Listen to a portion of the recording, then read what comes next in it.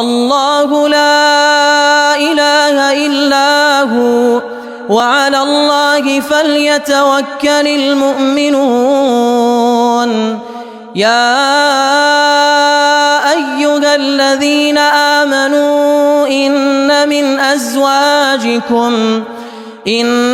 من أزواجكم وأولادكم عدوا لكم فاحذروهم، وإن تعفوا وتصفحوا وتغفروا فإن الله غفور رحيم. إنما أموالكم وأولادكم فتنة والله عنده أجر عظيم.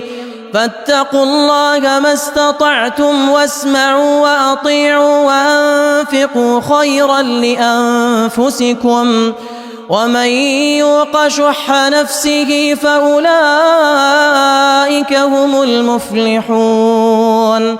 إن تقرضوا الله قرضا حسنا يضاعفه لكم ويغفر لكم، والله شكور حليم.